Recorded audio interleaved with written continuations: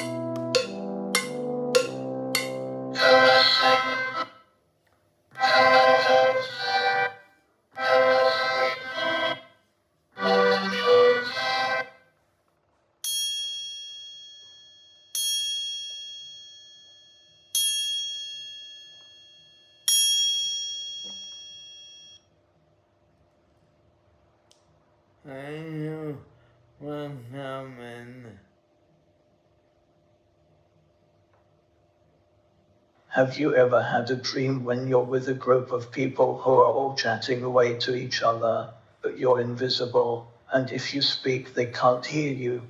That's what life is like if you are speechless. That's a regular occurrence, being talked over and not part of conversations. 2.5 years ago, I was diagnosed with MND, motor neurone disease.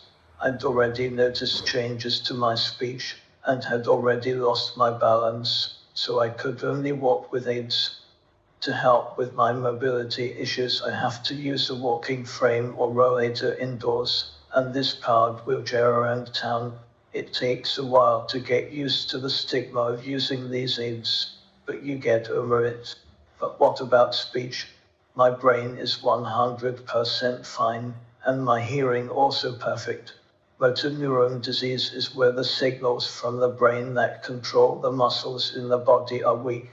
So the muscles in my mouth and throat that create speech no longer respond well to what my brain tells them.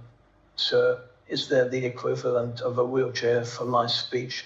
Before my voice had changed much, I banked it. This involved reading and recording a story.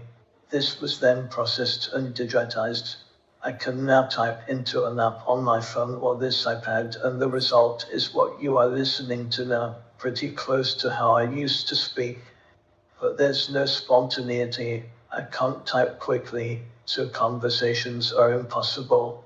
My artificial voice has no intonation. The variation in pitch used to indicate attitudes and emotions. When we talk, it's more than just words. Some of these issues will be overcome soon by the use of artificial intelligence, which will understand the context of what I'm saying, and by using cameras, the environment in which I'm into. In fact, artificial intelligence can go much, much further. The more that is known about me from online chats, such as reading, social media posts, email, and so on, the more possibilities for a chatbot to talk to you as me, saving me the trouble. I can still speak, although my voice can be hard to understand, even for those close to me.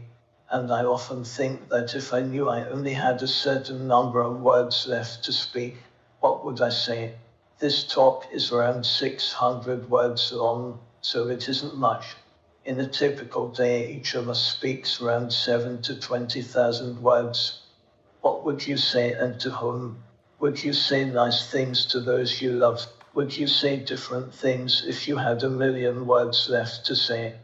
We don't know how many words we have left, so why not make sure you say nice things to those you love and care for every day? There's no need to say mean or hateful things from your 1,000 word limit, so why say such things in the rest of your speaking life? I'd like to ask you to think of some of the words you might use if you were losing your speech, maybe up to 5, and keep them clean.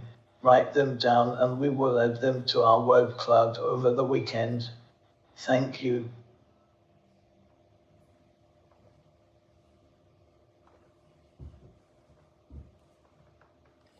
is in the one sound from yesterday.